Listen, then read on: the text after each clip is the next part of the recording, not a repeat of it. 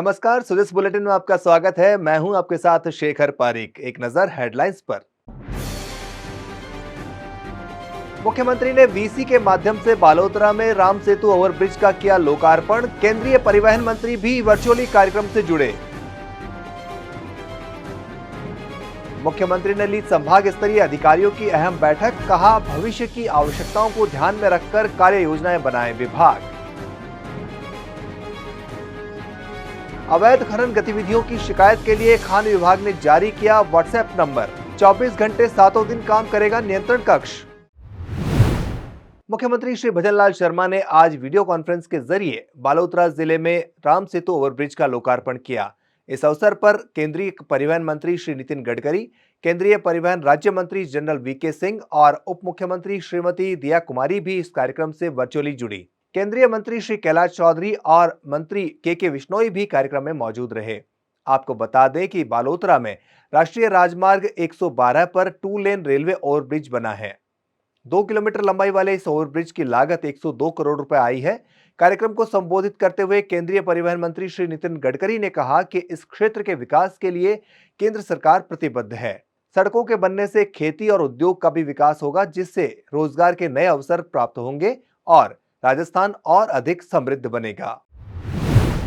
भारतवर्ष का पश्चिमी सीमांत क्षेत्र मरुस्थलीय भूभाग के रूप में फैला हुआ है और वर्तमान में केंद्र सरकार द्वारा इस क्षेत्र का विकास के लिए सड़क मार्गों को निर्माण में विशेष रूप से प्राधान्य दिया जा रहा है। इस क्षेत्र के सर्वांगीण विकास के लिए वो अतिशय आवश्यक भी है। रोड बनेंगे तो खेती और उद्योग दोनों का विकास होगा और खेती, उद्योग और व्यापार के विकास से नए रोजगार निर्माण होंगे और यह प्रदेश सुखी, समृद्ध और संपन्न होगा। जो आम आदमी है, जिनको जाने आने के लिए अच्छा रोड बनने के कारण सुविधा प्राप्त होगी। इसके साथ ही सीमा क्षेत्र में भारतमाला सड़क परियोजना के अंतर्गत एक हवाई पट्टी का भी निर्माण करने के आंतरिक और बाहरिक सुरक्षा की मजबूती के लिए एक सराहनीय कार्य किया गया है। मुझे विश्वास है कि निश्चित रूप से ये सुविधा इस क्षेत्र के लोगों के लिए निश्चित रूप से बहुत उपयोगी होगी। इस अवसर पर मुख्यमंत्री श्री भजनलाल शर्मा ने कहा कि ये ब्रिज बालोतरा समेत आसपास के कई क्षेत्रों के समग्र विकास के लिए वरदान साबित होगा। इससे आम जन को यातायात में सुगमता होगी।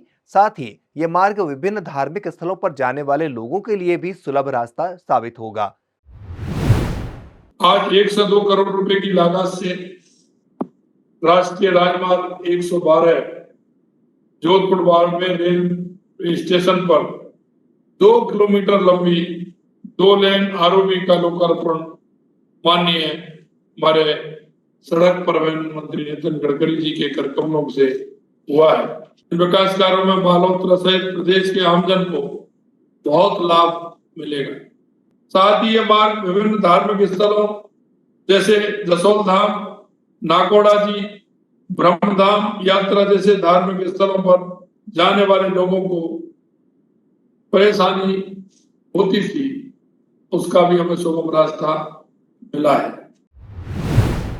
मुख्यमंत्री ने कहा कि आरओबी के साथ निर्मित 2 अंडरपास बनने से भी शहर में ट्रैफिक कम होगा, आम जन को आवागमन में सुविधा होगी और यातायात सुगम बनेगा। मुख्यमंत्री ने कहा कि प्रधानमंत्री श्री नरेंद्र मोदी के नेतृत्व में देश तेजी से आगे बढ़ रहा है और देश की अर्थव्यवस्था में भी तेजी आ रही है।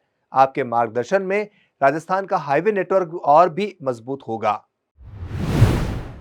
आरओबी कार्य के साथ निर्मित 2 अंडरपास से शहर के लोकल ट्रैफिक का शहर के बीच यातायात भी सुगम हो जाएगा। आरओबी पर भी ट्रैफिक का भार कम रहेगा। यहाँ के छोटे बड़े उद्योगों को भी इस विकास कार्य के लाभ होगा, रोजगार की संभावनाएं भी इससे बढ़ेंगी। माननीय नितिन गडकरी जी ने अपनी प्रगतिशील सोच और नवाचारों से इस देश के हाईवे की तस्वीर बदली है। माननीय प्रधानमंत्री श्री नरेंद्र मोदी के नेतृत्व में यह देश तेजी से आगे बढ़ रहा है और उसकी तेजी से बढ़ रही अर्थव्यवस्था से देश को सुदृढ़ होते हुए हाईवे नेटवर्क का महत्वपूर्ण योगदान है। आपके मार्गदर्शन में राजस्थान का हाईवे नेटवर्क भी मजबूत होगा और राजस्थान को अग्रणी प्रदेश बनाने की हमारी मुहिम का महत्वपूर्ण घटक बनेगा। इस हेतु आपका मैं उन्हें धन्यवाद ज्ञापित करता हूँ। मुख्यमंत्री श्री भजनलाल शर्मा ने आज सुबह ओटीएस स्थित मुख्यमंत्री निवास पर जन सुनवाई की। इस अवसर पर मुख्यमंत्री ने सड़क सुरक्षा के पोस्टर और पुरस्कृत शिक्षक फोरम राजस्थान द्वारा प्रकाशित पुस्तिका का विमोचन किया। मुख्यमंत्री ने आमजन की परिवेदनाओं को सुनकर अधिकारियों को तुरंत समाधान के निर्देश दिए। मुख्यमंत्री भजनलाल शर्मा ने आज ओटीएस निवास पर 100 दिवसीय कार्य योजना को लेकर चिकित्सा एवं स्वास्थ्य विभाग की रिव्यू बैठक ली। बैठक में मुख्य सचिव सुधांशु पंत, विभाग के अतिरिक्त मुख्य सचिव शुभ्रा सिंह सहित वरिष्ठ अधिकारी मौजूद रहे। बैठक में श्री शर्मा ने योजनाओं के क्रियान्वयन को लेकर जानकारी लेने के साथ साथ अधिकारियों को जरूरी दिशा निर्देश भी दिए। मुख्यमंत्री श्री भजनलाल शर्मा ने कहा है कि सभी विभाग भविष्य की जरूरतों को ध्यान में रखकर कार्य योजनाएं बनाएं, जिसे चरणबद्ध रूप से क्रियान्वयन कर आमजन को अधिकतम लाभ दिया जा सके। बीकानेर के सरदार पटेल मेडिकल कॉलेज सभागार में शनिवार को संभागीय स्तरीय अधिकारियों की आयोजित बैठक में उन्होंने कहा कि अगले 20-25 साल की जरूरतों को ध्यान में रखकर योजनाएं बनाने से वर्तमान जरूरतों को पूरा करने के साथ साथ मजबूत भविष्य का आधार भी तैयार किया जा सकेगा। मुख्यमंत्री ने कहा कि पानी, बिजली, चिकित्सा, सड़क, शिक्षा आमजन की मूलभूत आवश्यकताएं हैं, इसलिए इनसे जुड़े प्रोजेक्ट की निरंतर समीक्षा हो और नियमित प्रगति रिपोर्ट भी भेजी जाए। श्री शर्मा ने जल जीवन मिशन के तहत संभाग के विभिन्न जिलों में हुई प्रगति की विस्तार से समीक्षा की। उन्होंने संभाग के विभिन्न जिलों में विकसित भारत संकल्प यात्रा के तहत आयोजित शिविरों में हुई प्रगति की भी जानकारी ली। श्री शर्मा ने बैठक के दौरान संभाग के विभिन्न जिलों में अपराध की स्थिति, सुरक्षा और कानून व्यवस्था सहित विभिन्न विषयों पर जानकारी लेते हुए संभाग के जिलों में नशे की बढ़ती प्रवृत्ति पर भी चिंता जताई। उन्होंने कहा कि युवा पीढ़ी को नशे के दुष्प्रभाव से बचाना हमारी जिम्मेदारी है। अयोध्या धाम में श्री राम मंदिर के प्राण प्रतिष्ठा समारोह के उपलक्ष्य में प्रधानमंत्री श्री नरेंद्र मोदी जी के आह्वान पर 14 जनवरी से 22 जनवरी तक देश के मंदिरों में स्वच्छता अभियान चलाया जा रहा है। इसके तहत शनिवार को उप मुख्यमंत्री डॉक्टर प्रेमचंद बैरवा ने बजाजनगर मोड़ स्थित संकट हरण हनुमान जी मंदिर परिसर की साफ सफाई कर श्रमदान किया। उन्होंने वहां पर श्रद्धालुओं और स्थानीय लोगों से मंदिरों को साफ रखने और सजाने की अपील भी की। इस अवसर पर जयपुर नगर निगम ग्रेटर की महापौर श्रीमती सौम्या गुर्जर सहित अन्य जनप्रतिनिधि और क्षेत्रवासी भी उपस्थित थे।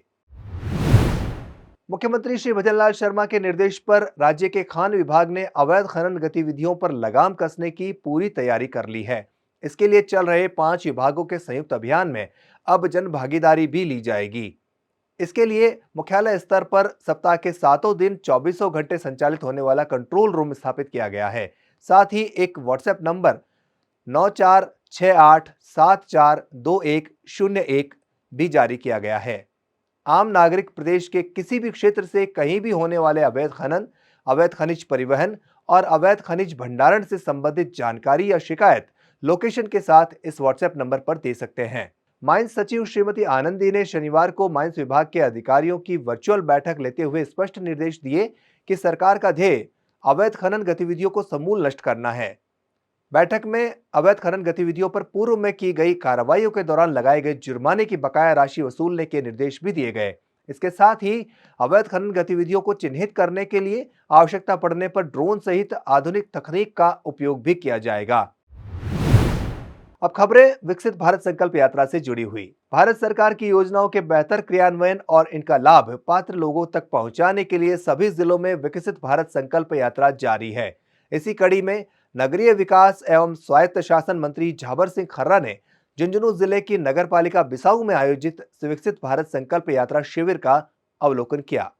श्री खर्रा ने स्टॉल्स पर जाकर निरीक्षण किया और लाभार्थियों से बातचीत कर योजनाओं का फीडबैक लिया।